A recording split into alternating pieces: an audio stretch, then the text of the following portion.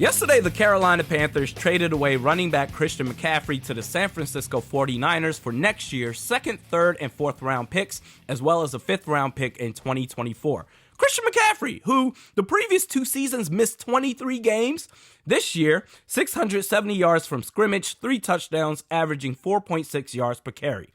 If the Panthers can get that for an injury-prone running back who, yes, when he's healthy, he puts up numbers, what does that mean for the Minnesota Vikings as it relates to Dalvin Cook and the trade value that he brings to the table?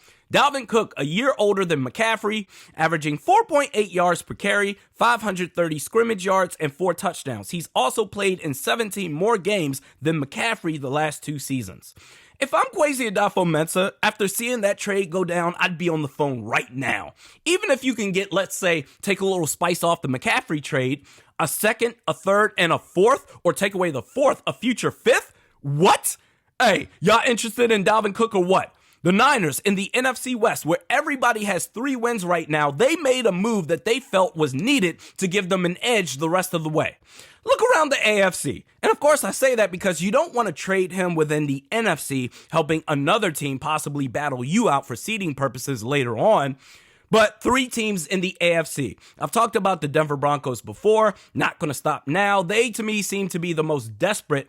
As far as the expectations that they've built up this offseason, they created so much pressure against them, they don't want to fall flat on their faces. Now, trade compensation-wise, compared to Carolina, what they got from San Francisco, it would be a little bit different here just because of everything they gave up for Russell Wilson and the Dangerwich sandwich.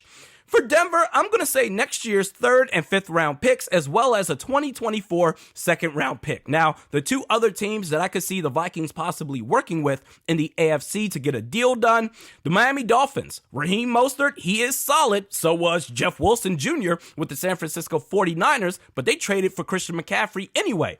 And Mike McDaniel, coming from the Niners organization, I know how much they value quality running backs.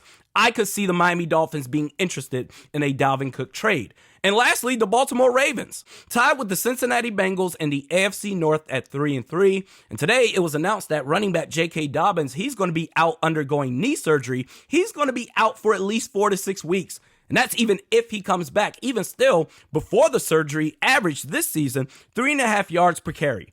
Now, the Ravens at running back, they're left with Kenyon Drake and Justice Hill and Mike Davis. The Ravens, to me, are right up there with Denver as far as level of interest. For the Broncos and the Ravens, give me the picks. For Miami, Mike Gesicki and a 2nd round pick, and you've got yourself a deal. I don't see how the Vikings don't move on from Dalvin Cook after this year anyway, and the McCaffrey trade really set the precedent as far as what you can possibly get in return. How can you see that trade go down last night and not talk trade proposals with other teams right now? You owe it to yourself to do a temp check. 3 teams in the AFC all in a similar situation to where they need to make a move to get ahead. Dalvin Cook, in my opinion, is worth damn near everything that Carolina got in return for McCaffrey. Miami would be the most attractive. That is, if you can land Mike Gesicki. And I talked about this on this channel, close to 2 months ago, that the Vikings need to trade for him. The tight end group for the Vikings is the biggest area of concern on offense. Win-win for both teams. Alexander Mattison would fill in nicely the rest of this season. Kene Nwangu, RB2. Ty Chandler on IR, so a minimum salary signing at running back would be necessary, but the Vikings would be in good hands using a running backs by committee approach. There's too much potential value to not check this out. What's the word that gets regurgitated the most during the offseason, especially during the draft? Value, right? Well, here you go. No reason to ignore this. Adolfo Flores, how would you feel about the Vikings trading for DJ Moore? I feel like he would be a better addition over OBJ. The problem with that, Adolfo, is what the Panthers just got for Christian McCaffrey, they're probably feeling extra jacked up about it. They're going to expect that and then some for DJ Moore. And for the Vikings, if I were Kwesi Adofo-Mensah, that's just too rich for my blood. You can sign OBJ for a lot less than what you would give up for DJ Moore. Next comment by the one and only, we should still go for Sue. No doubt, the defensive line has not even a ton of problems, just one. Jonathan Bullard, you traded for Ross Blacklock. That's not working out either.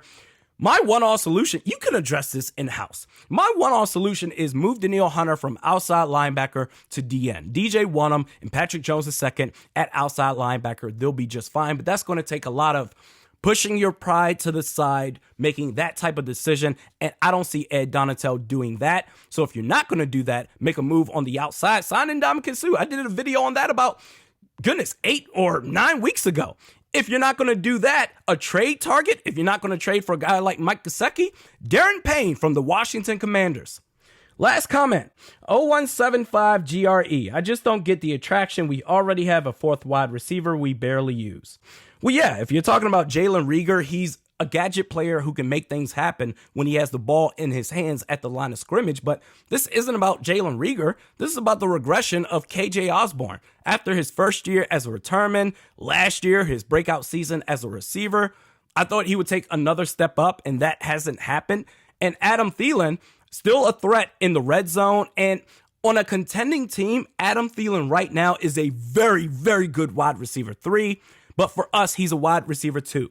We don't have that legit second threat in the passing game from end to end of the field to complement Justin Jefferson. That's why the Vikings need to trade for a guy like Mike Gesicki, who, even though he's a tight end, you can target him as if he's the wide receiver 2. Or if you can't make that happen, Odell Beckham Jr. You got to do something.